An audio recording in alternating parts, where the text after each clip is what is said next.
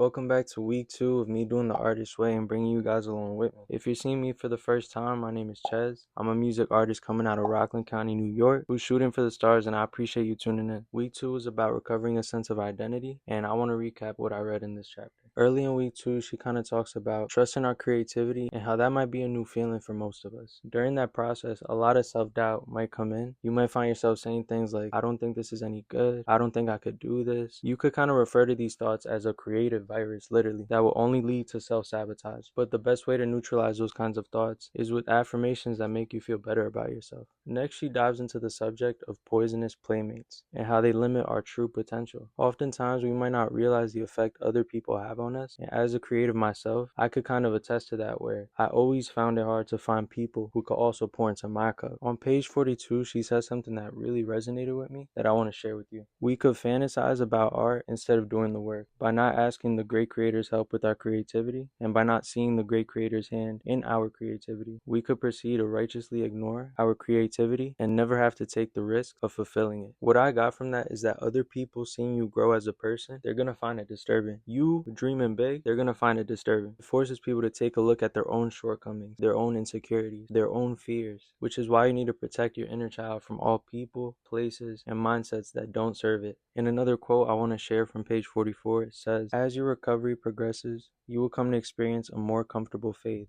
in your creator and your creator within. You will learn that it is actually easier to write than not to write, to paint than not to paint, and so forth. You will learn to enjoy the process of being a creative channel and to surrender your need to control the result. You healing yourself is the best thing that you could do for other people. Focusing on yourself and doing things that you love and becoming the person that you want to become is only going to help everyone else around you. It's going to help give them hope. Oh, that I could do it too. And that's really what it's about. This ties in perfectly with the next topic she discusses, which is crazy makers. These are the people that think the world revolves around them. They live for the drama and are going to do whatever it takes to interrupt what you got going on. If you're involved with the crazy maker, what she calls it, the first step is to recognize that and kind of think to yourself, like, why am I letting this person mess up my creativity? Why am I letting them stop me from doing more for myself? And that's something you got to really think about, because you only allow what you allow. And if you want to be better, you got to cut off people that aren't going to help you be better. Being around a person like that is never going to let you become the person you truly want to become, the best version of yourself. Now that I kind of talked about the influence that people have on our creativity, I'm going to speak on the inner enemy we all have, skepticism. In this part of the chapter, she touches on how powerful self-doubt could be. Us not believing there's a plan of goodness for us will only close out any potential opportunities that help us grow. Being skeptical about anything you try to do is never going to let you see the light, and the universe won't pay attention, because anytime something or some sort of success comes in front of you, you're just going to run the other way and you're not going to be able to handle it. You're going to think you can't handle it because of the mindset. So what it really comes down to is the inner work we do is going to dictate all the change you see in your life. Because if you wake up every single day and you're not dreaming for more, you're content with where you're at, I'm not saying that's a bad thing, but I feel like sometimes we don't let ourselves do more. We think this is all that my life is, but the truth is your life is bigger than that. You have so much more waiting for you. You have so many things you haven't tried, and you're not letting yourself fully dive into that thing you love. It could be something like being a movie star, or performing a sold-out show, even being a world-renowned chef,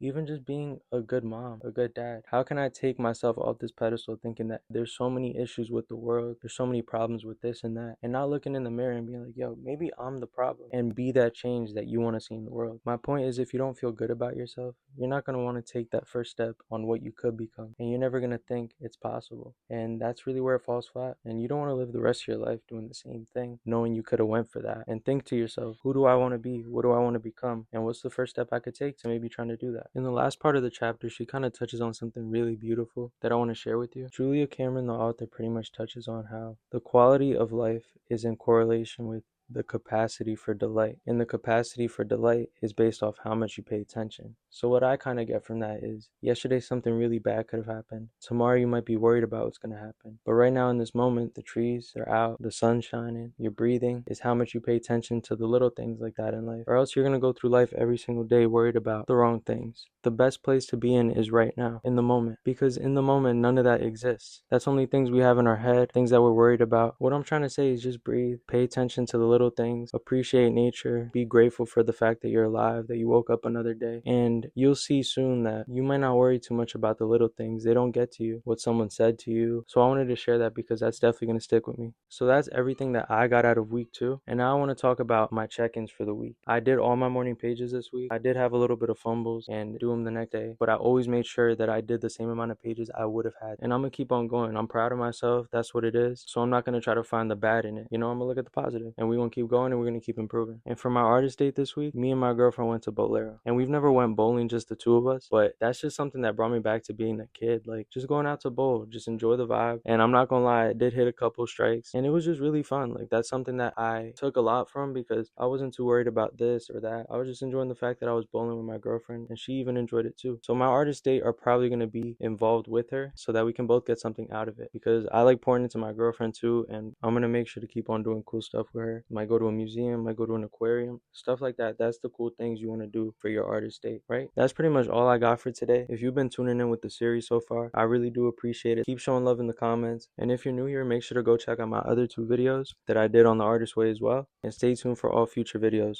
If you guys want to go ahead and check out my music, it's Chez on all platforms. I'm everywhere, you already know. If you've been vibing with the videos, make sure to hit the post notification button, so anytime I post, you guys go ahead and get an alert. Like, comment, subscribe, and make sure to tap in. Let's do it.